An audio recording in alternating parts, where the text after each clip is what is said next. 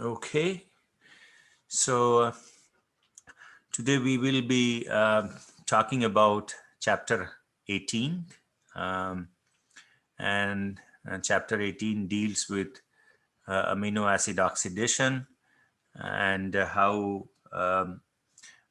proteins are generally metabolized.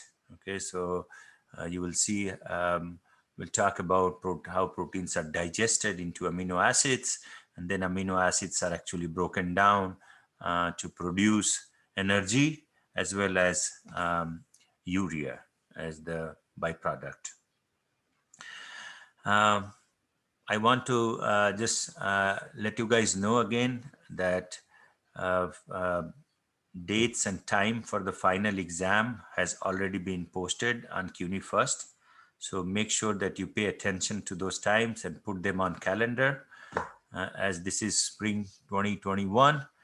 Final for this semester is going to be held on May 20th, and it is going to be held at 11 o'clock, okay, 11 a.m. So just keep that in mind and be ready. There is no makeup exam for this, so you don't want to miss this out. Also, a personal request that if you like it or not so much, don't like it so much, I would appreciate if you can go back and do the online evaluation for this class. And this helps other students decide whether they want to take this class. Is it something fun? Do they learn anything new and things like that? And sometimes it gives me feedback where I can try to keep on improving on my lecture. So all students are learning. So yeah, please do that when you have a chance. Okay, so I have shown you this slide, if you recall, right? And if you look at this table, you will see that in an average person weighing about 70 kilogram, fat stored in adipose tissues provides the maximum available energy for that individual, right? 555,000 kilojoule. And next to fat is protein, okay? Protein in the muscles. And you will see that muscles provide, in fact, second highest form of available energy in the form of storage, 102,000 kilojoule.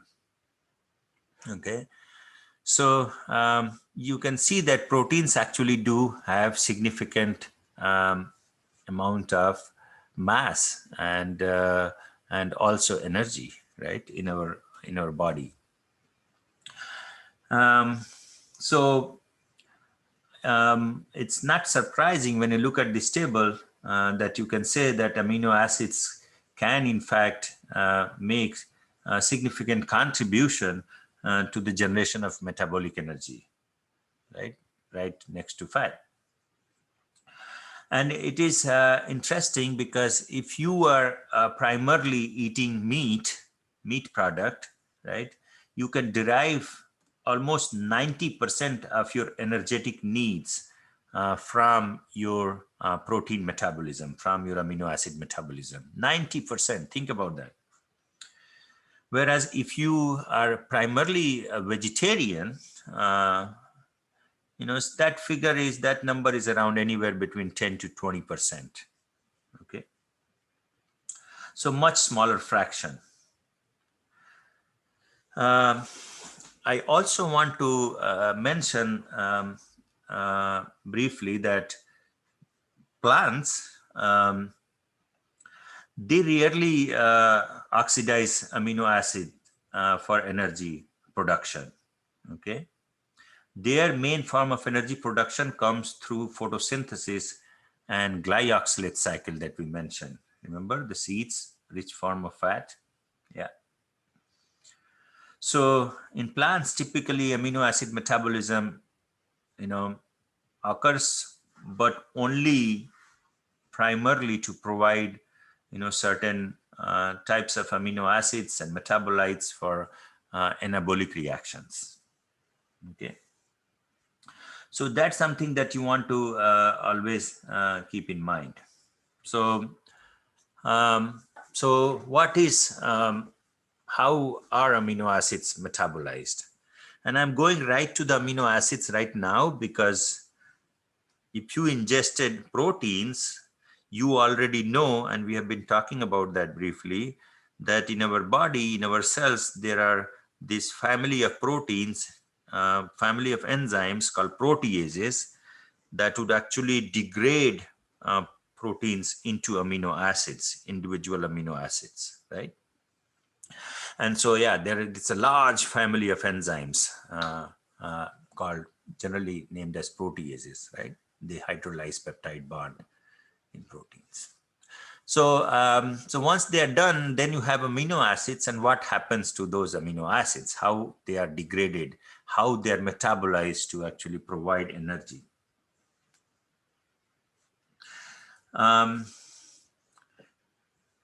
So one thing also I want to mention, that amino acids, right, they cannot be stored like carbohydrates and fat.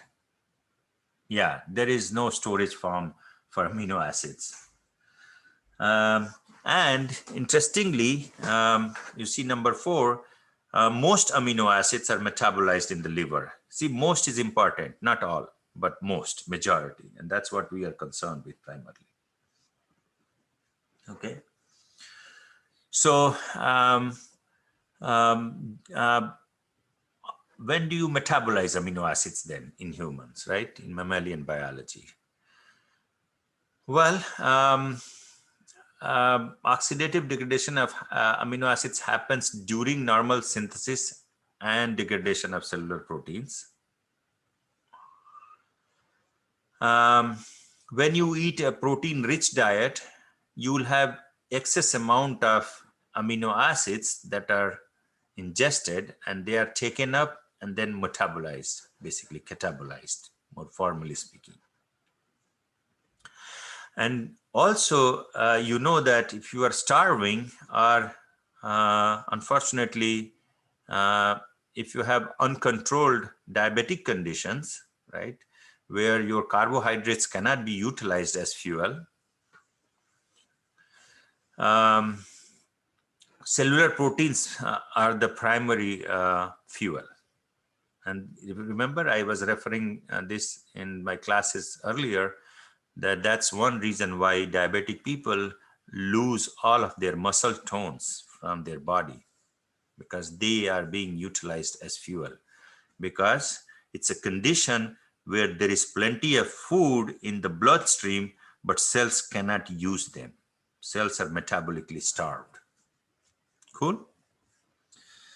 Okay, so with that, let's jump to how amino acids are catabolized. It turns out that the first step is the removal of that alpha amino groups by a reaction called transamination reaction. And we'll talk about that reaction in great length. How very, very cool reaction. Very, very cool. Okay, so amino acids, alpha amino groups are removed. Okay, and then once they are removed, they're actually transferred to an acceptor molecule, who you are now very familiar with, is alpha ketoglutarate, alpha Kg.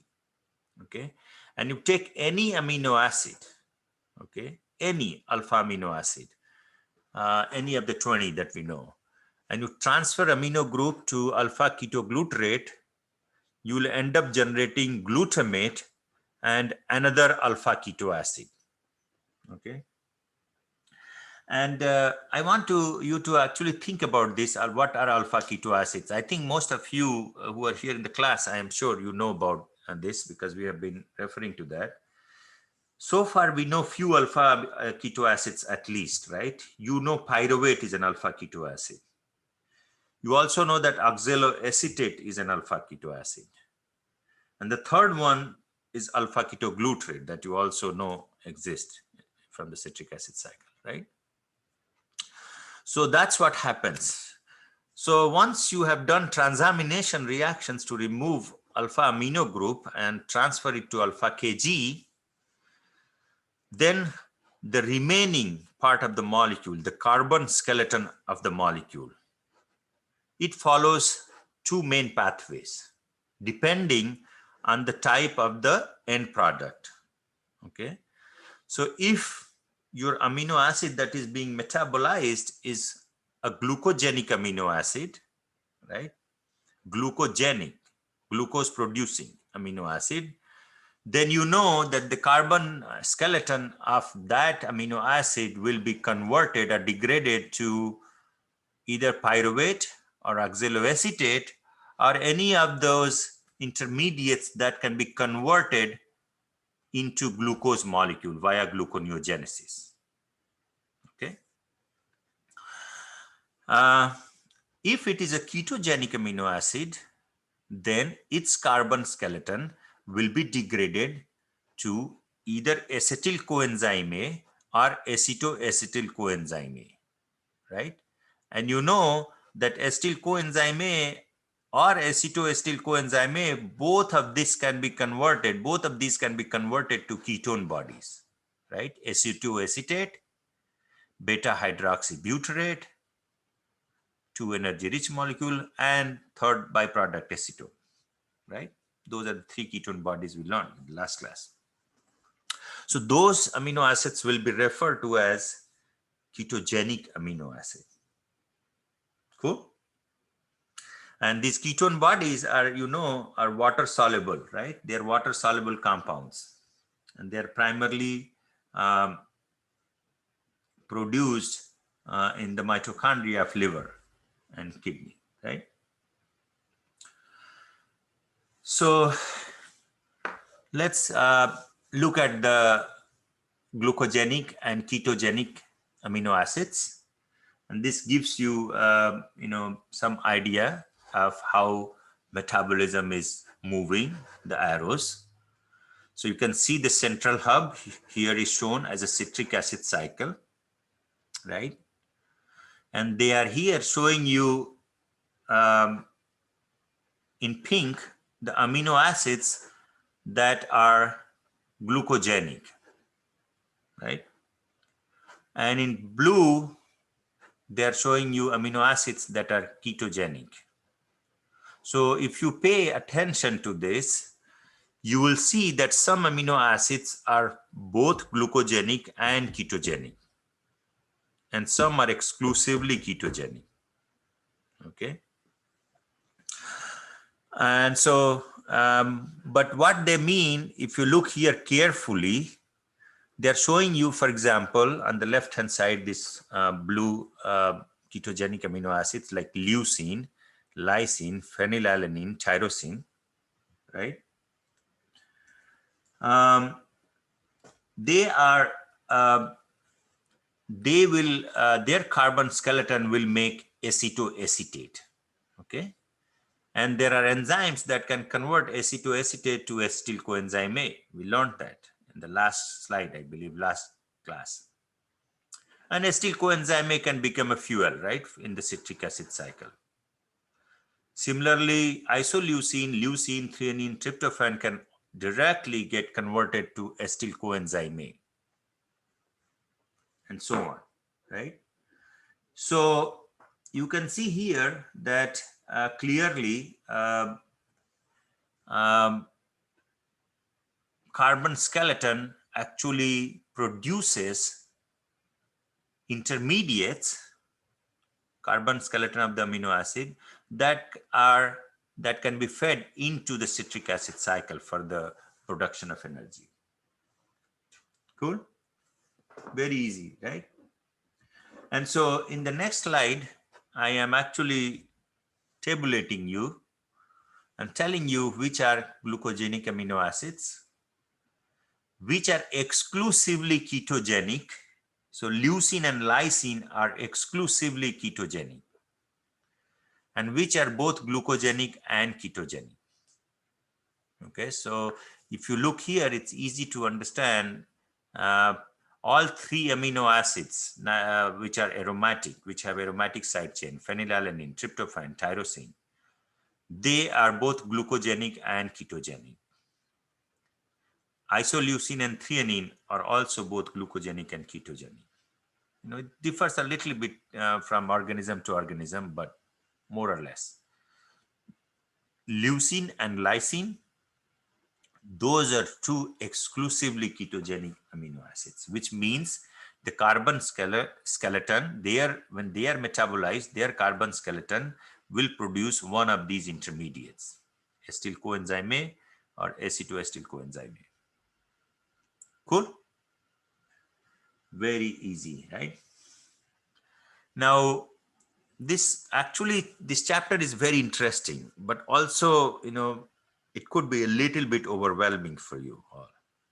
So that's why we are going very slow, and we are actually showing you how, warming you up to the main metabolic pathways, the reactions.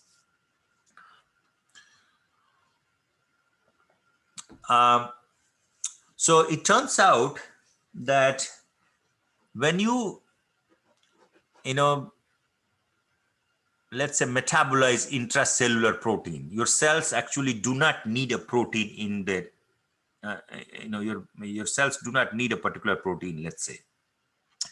So they are metabolized, they are degraded into individual amino acids, and those individual amino acids can be utilized to make new proteins if needed, or they can be degraded, right?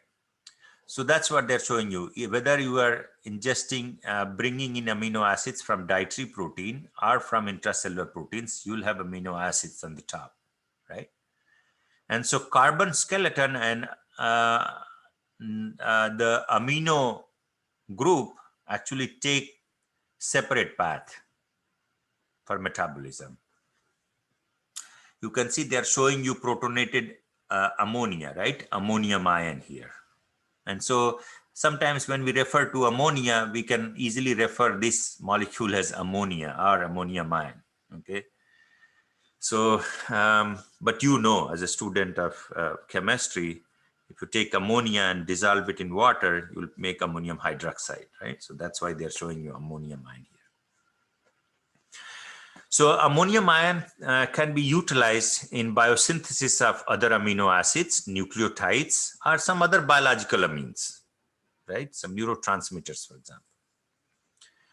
Or if they need to be excreted, they will go and incorporate them into a molecule known as carbamoyl phosphate. We'll talk about that at length in the next class when we discuss urea cycle. And that carbamoyl phosphate goes through the urea cycle, and you ultimately excrete nitrogen in the form of urea. Okay.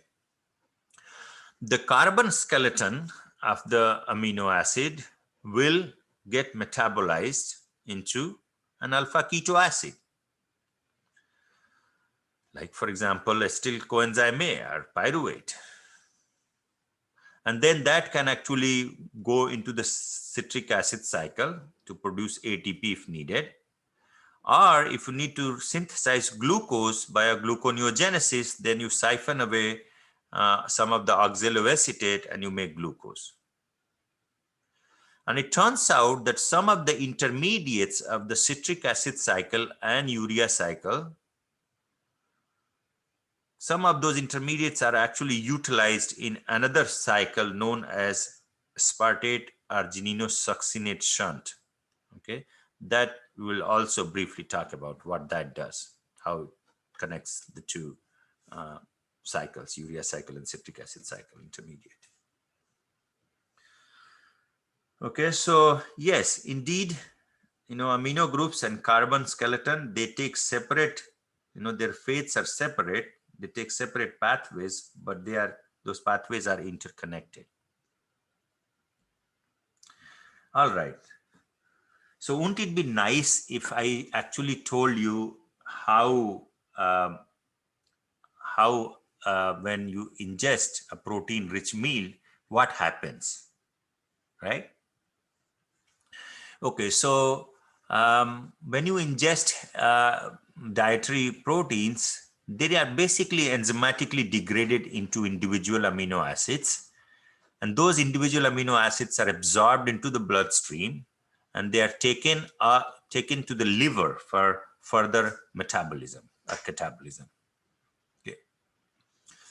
And so the pathway from proteins to amino acid absorption is what is shown here in this slide. Okay. So you will see here that there are three different systems that are playing very important role. A, the gastric glands in the lining of the stomach. Okay, they're showing you on the top. Then the second one is this exocrine cells of pancreas. Pancreas, remember, is very, very important organ. And there are these exocrine cells of pancreas, which are the major site for synthesis and storage of many digestive enzymes. They are synthesized and stored as zymogens. So that's number two. And then number three is this very specialized cells of the intestine, small intestine. Okay, intestinal mucosa cells, the same cells that actually was making chylomicron, if you remember, in fatty acid metabolism. Oh my God, this is really good. Very specialized structure. Amazing.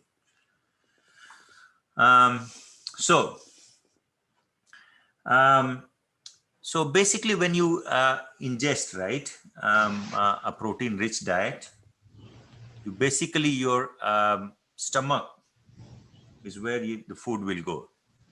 Somebody's mic is not muted. Please mute.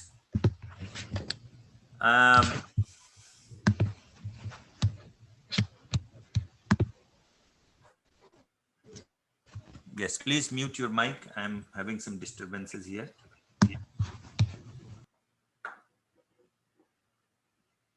Right? Okay. So, so once the food moves in the stomach, there is this hormone called gastrin, okay, that sits in the specialized cells of the stomach lining that will release the hormone gastrin. Once gastrin is released, right, it will actually stimulate parietal cells and chief cells to secrete HCl, really concentrated hydrochloric acid, and pepsinogen. Pepsinogen is nothing but an inactive form of this enzyme, very important enzyme, pepsin. Okay, pepsin is a protease which basically cleaves at the end terminus of the aromatic amino acids. Remember chymotrypsin that was cleaving at the C terminus of aromatic amino acids? Pepsin does the opposite. It goes to the other side and it will cleave that amide bond. And when the pepsin is in the form of pepsinogen, it basically, its primary structure has an additional 44 amino acids. Okay, so that's why pepsin is kept in the form of, in the inactive form as a zymogen. Remember, you don't want to activate your proteases unless you need to, because otherwise they will eat the cells themselves and materials within the cells themselves. So this zymogen, pepsinogen, will basically get activated by HCl. Okay, and HCl is released from parietal cells, right? And so what then it will do is pepsinogen will get cleaved and produce active pepsin. Okay, it will basically, in the very acidic environment, pH is around 2, very acidic environment of this stomach, because of that release of HCl. Pepsinogen will unfold and cleave itself. It's called autocatalysis, to activate itself. Think about that. Now pepsin is active. It will go and start cleaving the amide bond that is at the end terminus of amino acid. So you will get shorter peptide fragments of the amino acid, of the proteins that you have ingested. Cool? So, so as now, the acidic content of the stomach will start going into the small intestine, right? There are specialized cells, S cells, in the beginning of the intestine that will actually release this hormone secretin. Okay, secretin will, once released, will stimulate the pancreas, which is shown here in the yellow. You can see the pancreas is connected to the small intestine through this pancreatic duct, right? Secretin will stimulate pancreas to release, bicarbonate, so as to neutralize the acid and bring the pH to about 7. Okay. So, and so pancreas itself, what happens in the pancreas? Exocrine cells of the pancreas, as they are showing you in this, in the middle here, right? They're showing you the rough ER, which is the site of synthesis of these zymogens of many digestive enzymes, proteases. And then they are basically released into this, granules, zymogen granules you see in the green there. Okay, that zymogen granule will actually, has a membrane. Okay, so when the exocrine cells of the pancreas is stimulated, right, its plasma membrane will try to fuse with the zymogen granule membrane. And then those zymogens are released into the small intestine via this, and via this pancreatic duct, they will actually make it into the small intestine, where pH is now around neutral. And so when the pH is around neutral, right, what happens then? It turns out that there are several other proteases that are released by this, exocrine cells of pancreas, will start hydrolyzing those peptide bonds again to and break them into individual amino acids. And some of the enzymes there that are involved in this process are, let's say, trypsin, chymotrypsin, carboxypeptidase A and B, and so on. But basically, you will have a neutral pH, and your individual amino acids that are actually going through the small intestine will be absorbed by the intestinal mucosa. Okay. And once they're absorbed by the intestinal mucosa, they are taken up in the bloodstream, and they are delivered to the liver, where primary metabolism of amino acid happens. Right? So that's how proteins are digested. That's how they are assimilated in your system for energetic production. Cool, right? Very cool. Okay, so with knowing that, now let's look at some chemistry. Now we have a good idea about how, what are the fates of proteins when we eat them. Now, once you start bringing the amino acids, right, into the liver, whether, this compartment in your slide, as you'll notice, is liver. Okay, and some of the reactions that are shown here happen in the mitochondria, and some happens in the cytosol, and some happens in both. Okay, so that's why you just have to, consider this yellow box the liver. Okay,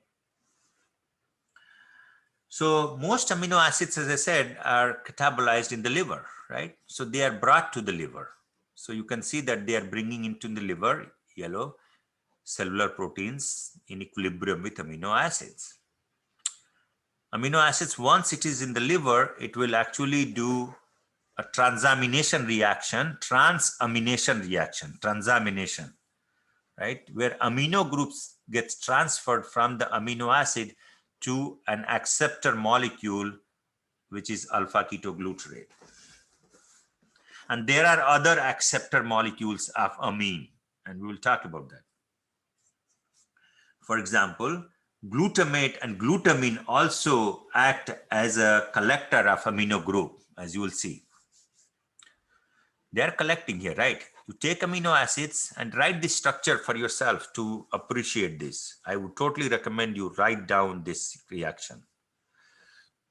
Take amino acids, right? That simple, right? You can side chain, you can put as an R. And alpha ketoglutarate.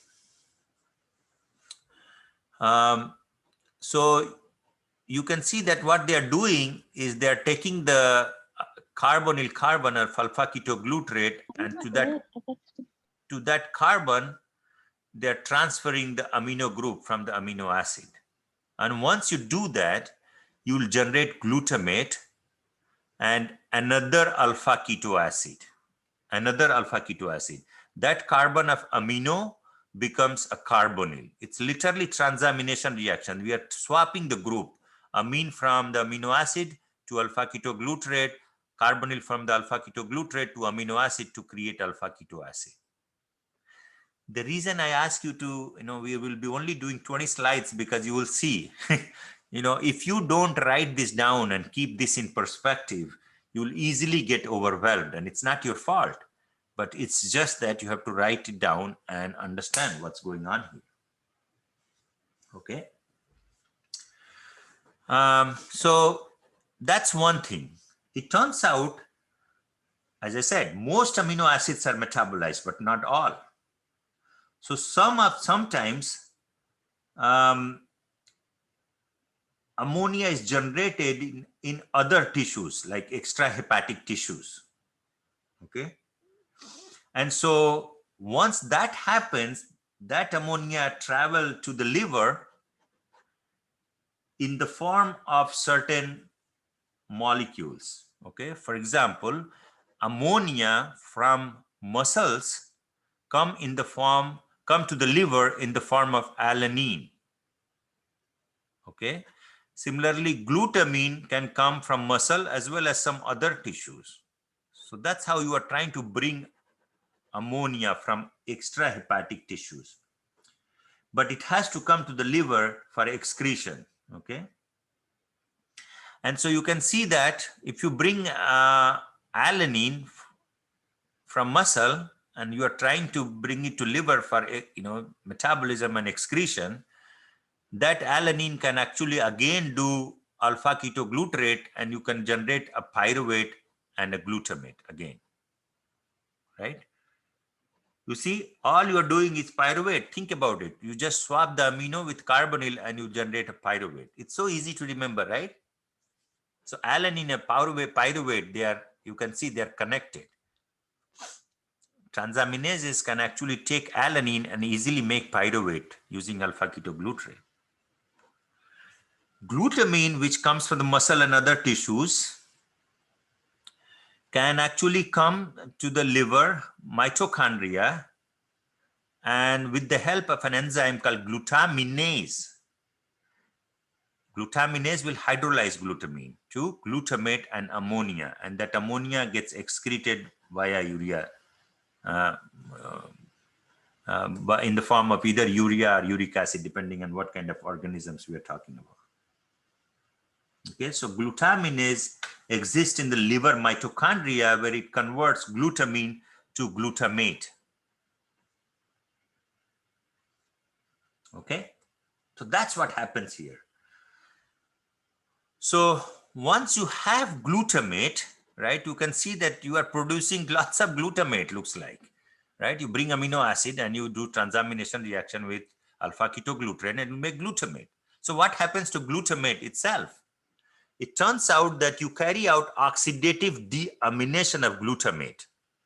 Okay, and for that to happen, glutamate is transported from the cytosol to mitochondria, because that's where the enzyme exists, in the mitochondria. The enzyme that exists in the mitochondria is glutamate dehydrogenase. This is a very unique enzyme, and I have mentioned this earlier. It's the only mammalian enzyme that can accept both NAD plus and NADP plus as cofactors. Okay. You know, in plants and other species, this glutamate dehydrogenase is very picky. It only will accept either NAD plus or NADP plus. But in mammalian glutamate dehydrogenase, it can accept both NAD plus or NADP plus as the cofactor for doing this reaction. And so the glutamate is oxidatively deaminated by glutamate dehydrogenase in mitochondrial matrix. Okay, so that's something just you want to know. Okay, so how do we excrete nitrogen? And we'll talk about urea cycle a little bit later on. It turns out that different organisms excrete their nitrogen as different molecules. Okay, so for example, bony fish, you know, certain larvae of amphibia and most aquatic vertebrates, they actually will excrete their nitrogen in the form of ammonia. Okay, ammonium ion. They are called ammonotelic animals. We and many terrestrial vertebrates, and including sharks, we actually excrete our nitrogen in the form of urea, shown here. And certain birds and reptiles, they actually excrete their nitrogen in the form of uric acid, which is the structure shown here. Very cool, right? Look at that. But one thing you might want to see as a chemist is that no carbon is wasted. Like, look at the structure of urea and uric acid. Every carbon, you know, is oxidized to the most possible extent. Okay, so you are seeing, you know, all oxidized carbon, and that makes sense. Okay, organisms typically want to discard carbon only after extracting most of its available energy of oxidation, and that's why carbonyl, CO. And so they are able to strip away electrons as much as possible using molecular oxygen, and they excrete you know, the product that is a waste product indeed. Cool, right? Think about it, how cool that is in the chemistry part of it. All right. So let's go back to the reaction that we just were thinking about, the first step of transamination reaction.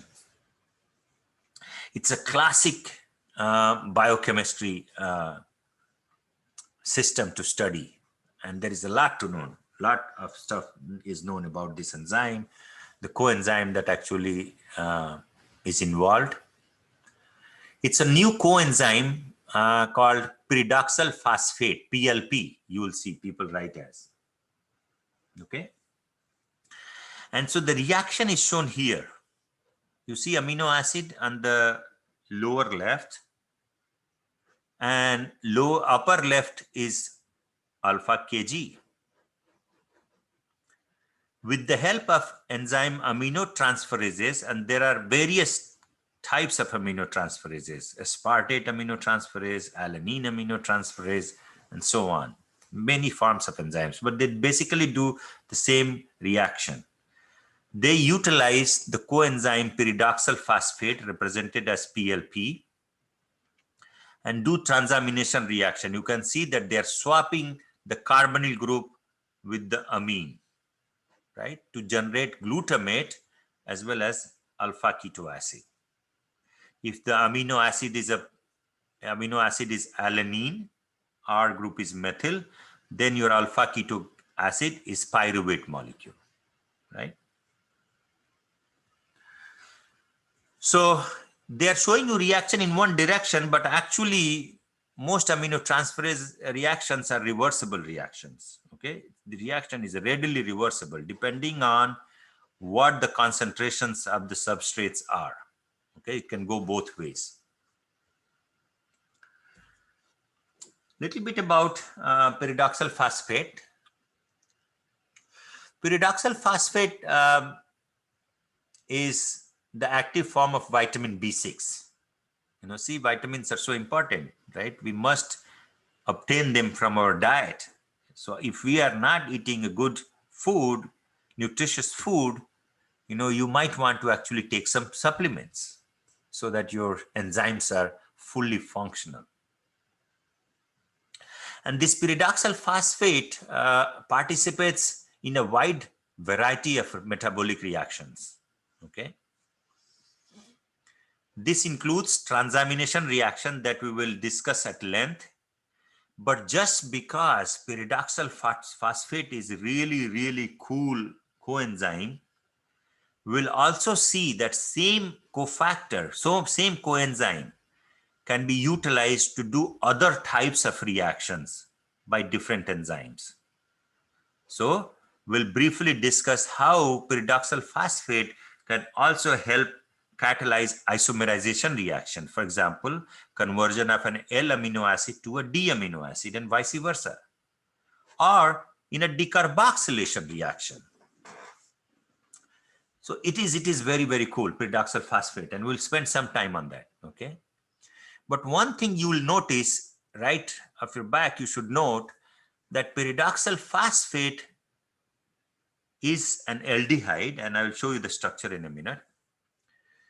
It basically does Schiff-based chemistry. Schiff-based chemistry, I have talked to you earlier in the class. If you remember hemoglobin, right? You form an imine. If you have a carbonyl group, right? And you basically, that carbonyl group can react with amino group to form an imine. That's Schiff-based. So that's what this thing does. Okay, and we'll talk about the reactions, how once you form the Schiff base, you can, depending on the enzyme, it can either catalyze a transamination reaction, if that is what it has evolved to catalyze. The enzyme can catalyze an isomerization reaction, if that's what that enzyme has evolved to catalyze, right? And decarboxylation. But they all these enzymes will use pyridoxal phosphate as the coenzyme. So can I show you a structure of pyridoxal phosphate? Yes, right here. On the left, you can see that this is an aldehyde. You can see a basic core structure, a protonated pyridine they are showing you, right? On the opposite side, fourth position is the aldehyde group. And that protonated nitrogen that you see, right, plays a very, very important role. It acts as an electron sink. Okay, and you will see in the movement of electrons that nitrogen plays a very important role. You'll see right now it's fully aromatic as shown here, right? But what you'll also notice that pyridoxal phosphate has some other groups too, like a phosphate group here and a hydroxyl group, a methyl. The business end of the molecule is shown here, right here, the phenyl ring with that aldehyde. The rest of the structure is just there for recognition, so that this coenzyme only goes and binds to its enzyme where it is supposed to go and bind, right? Complementary interactions. So it turns out that pyridoxal phosphate exists in its aminated form, like here. This is another structural called, you can see what they have done is they have removed the carbonyl with an amine, right? So pyridoxamine phosphate. Pyridoxal phosphate and pyridoxamine phosphate, either of the two can actually go and bind to aminotransferases. Okay.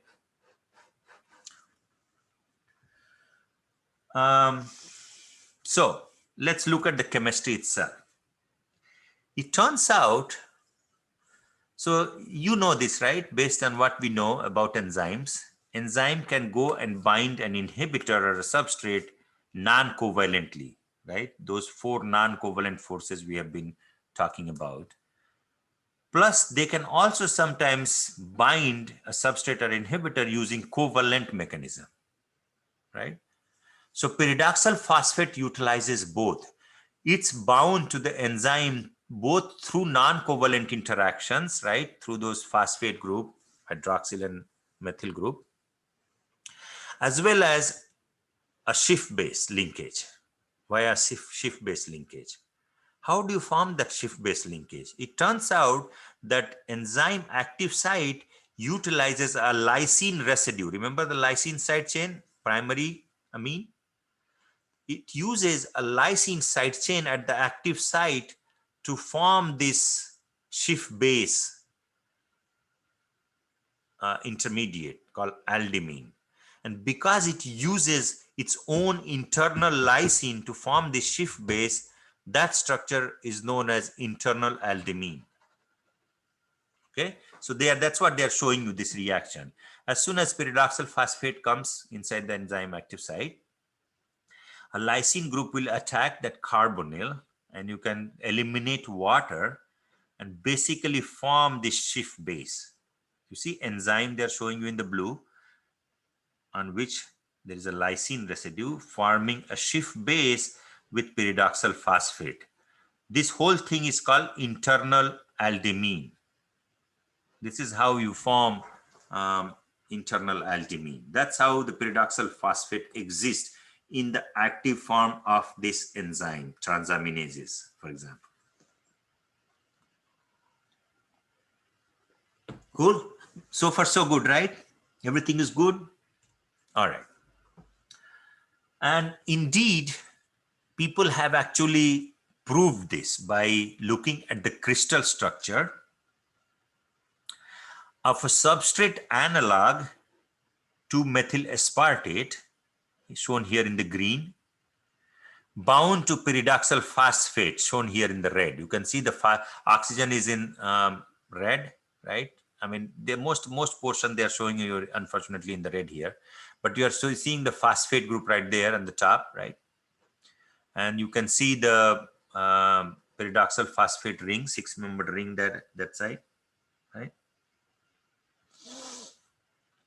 And so 2-methyl aspartate, and they are actually, unfortunately, they have color coded it in such a way that it's creating a little confusion. But what they have, I'm trying to show you here, is that indeed there is a credible evidence, real evidence, where people have observed this covalent linkage between the internal lysine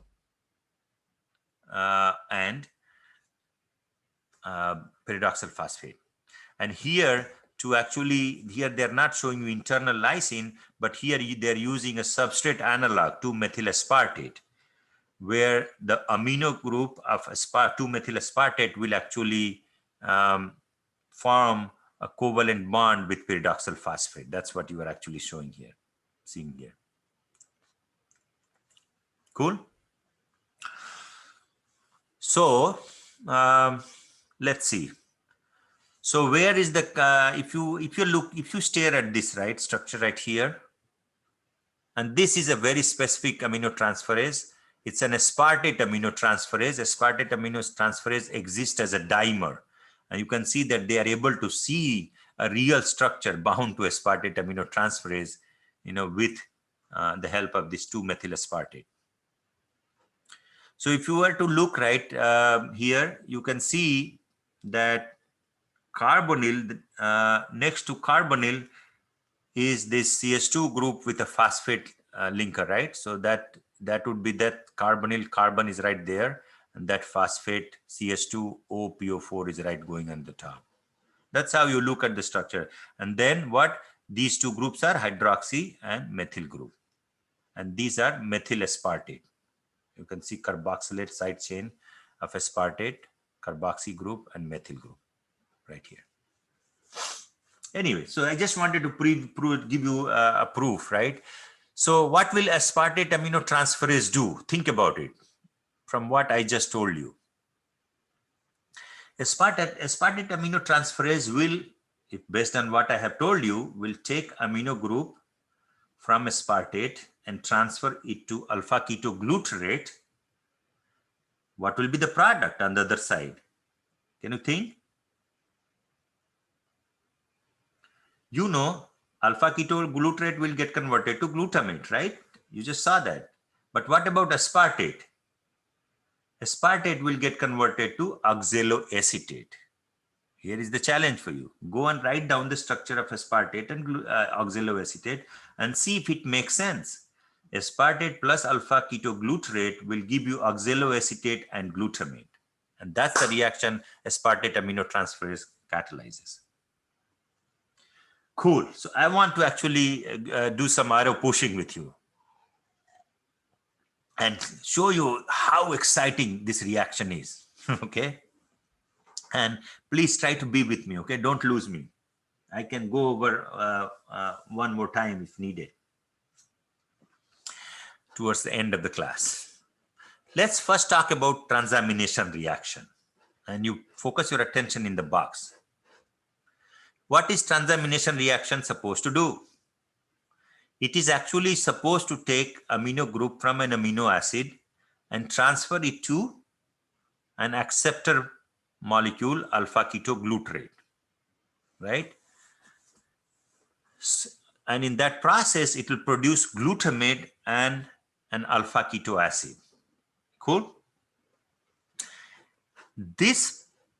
The one that is shown here is only half of the reaction cycle, catalytic cycle, okay? But I want to go over that because that's what is more important. And I'll show you the full reaction cycle as well.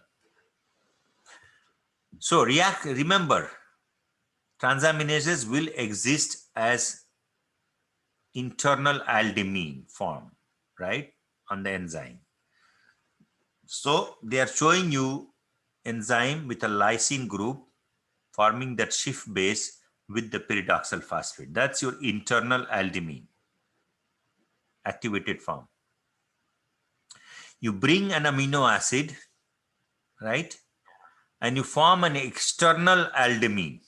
Why this reaction will happen? Because you are bringing in a lot more amino acids. As the concentration of amino acid will rise, it will go and bind to the aminotransferase enzyme and try to displace the enzyme, okay, the Schiff base, by forming its own Schiff base, because it also has an amine, right? A general base can pick up that proton. Now you will have NH2. That NH2 can actually attack that CH center, electrophilic center of the carbon, and displace the enzyme, right? So that's what will happen. You will form Schiff base, another Schiff base, which will be external aldimine. Why is it called external aldimine? Think about it. Because now you have utilized the amine from your amino acid that was external, right? From the external substrate. But it's the very same kind of linkages. So look here what they have done. They have formed a Schiff base, right? And this structure is an external aldimine. Once you form the external aldimine, what will happen? It turns out that once the external aldimine forms, a general base will pick up a proton, the proton that is connected to the alpha carbon of amino acid. So see arrows, look at the arrows, they're pushing it, picking up the proton, then that carbon hydrogen bond goes, breaks and forms a double bond between the pink carbon and nitrogen. When that happens, nitrogen cannot have more than 3 bonds. So that bond between nitrogen and carbon gets pushed. Then you form carbon-carbon double bond here. And then you keep pushing all the way until you push the double bond here onto the protonated nitrogen to generate quinonoid intermediate right here. That is the third from the left. Interesting. Look at the driving force. Driving force here is because that nitrogen, protonated nitrogen in the aromatic ring is now acting as an electron sink. That's how electrons are flow in that direction without any problem. But once you form the quinonoid intermediate, it's not a very stable intermediate, right? So it wants to go back and form the aromatic system. And so electrons push back, and then when they push back, this carbon double bond, carbon-carbon double bond, the carbon that is part of the ring and the next neighboring carbon, that carbon picks up a proton with the help of a general acid in the active site to generate this intermediate right here, fourth structure from the left. Now you will be like wondering, why do so much complications? It's because chemistry is beautiful and enzymes are even more beautiful and smart and evolved. How are you able to provide a proton right here? It's because a general acid positions itself as the reaction progresses in this stage of the reaction. So right away proton is available to be picked up, and therefore that carbon is now an sp3 hybridized carbon, CH2. Now you can see, right? And that once you form that, it's again a Schiff base. Turns out that water will sneak in at that point and hydrolyze the Schiff base. Hydrolysis of Schiff base will regenerate an alpha keto acid and pyridoxamine phosphate. Pyridoxamine phosphate. Look what happened here. Just look at this half reaction. You started from the left, and you'll end up with, started with an amino acid, but you have now converted that amino acid to an alpha keto acid, and that amine has been transferred to internal aldimine. And so you have formed this pyridoxamine phosphate, but this is only half of the reaction. In the next half of the reaction, shown here, complete cycle is shown here, pyridoxamine will actually accept a second substrate, an alpha keto acid in this case, okay, and form this kind of Schiff intermediate, which will again rearrange to give the pyridoxal form of coenzyme where it started, which actually can take a substrate and form, the external aldimine, and you produce the second product. So product 1 and product 2. Okay. So although, only half of the reaction is shown here, but if you look here carefully, what's going on here, right? It's the rearrangement that is what enzyme is trying to do, so that once the rearrangement is done, a water molecule can come in and hydrolyze that molecule to generate the first product and the pyridoxamine form of coenzyme as shown here. So you see here, double bond here in the second structure has moved to the third position right there. And that at that point, water molecule sneaks in and then hydrolyzes the Schiff base to generate alpha keto acid and pyridoxamine phosphate. So that's what happens. Very important. So transamination reaction, isomerization reaction, as well as the decarboxylation reaction. All these enzymes use the same coenzyme, pyridoxal phosphate, and they all have form internal aldimine. They form external aldimine and quinonoid structure, but they differ in how and where the proton assistance is provided. And as a result, they are able to give you different products. Look at the coolness of enzymes, right? In this case, the proton assistance is provided as the electron push is happening to that carbon, right? Carbon next to the pyridoxal phosphate ring. Let's look at the other reaction, racemization reaction. In racemization reaction, you'll again, what you're trying to do is you start out with an L amino acid, just like, and you are trying to convert it to D amino acid. And you already, when you bring the amino acid in, you have formed the external aldimine here, as shown here in the box, top box. Base picks up a proton just like that in the previous reaction, and you form this quinonoid intermediate, right? It's like a quinone, mimic of quinone. That's why quinonoid intermediate. But here, look what happens. When the electrons push back, the proton assistance is not provided at that carbon.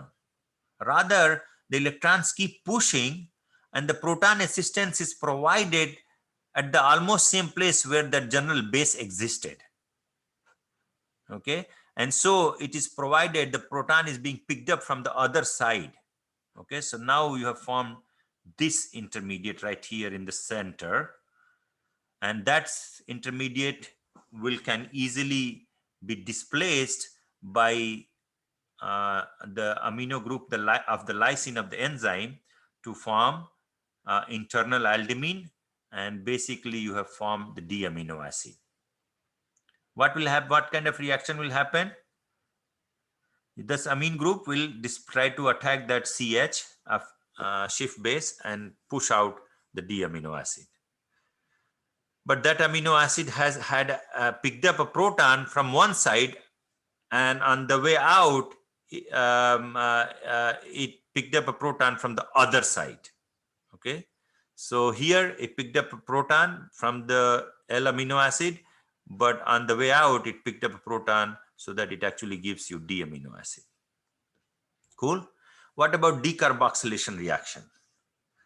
Decarboxylation reaction is very similar. You take an L amino acid, right? Imagine you are taking an L amino acid and you have to decarboxylate this. You have to get rid of that carboxyl group, alpha carboxylate. That's what decarboxylation reaction will be, right? To give you an amine, simple amine from amino acid. All right, so how will you do that? Well, you can do it. You still start out with internal aldimine, use L amino acid, form that external aldimine shown here. But if you have to decarboxylate that, right?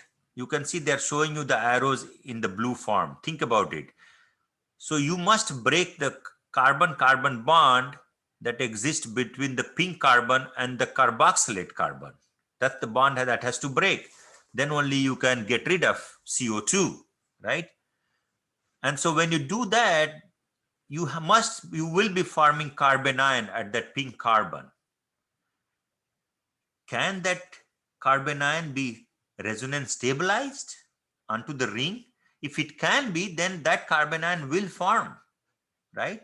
And so indeed, it turns out they are showing you in the box here, lower left corner, that yes, indeed, you can take that carbon and delocalize it all the way to the ring.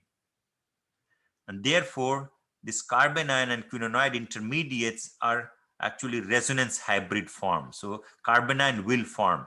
And so indeed, that's what happens.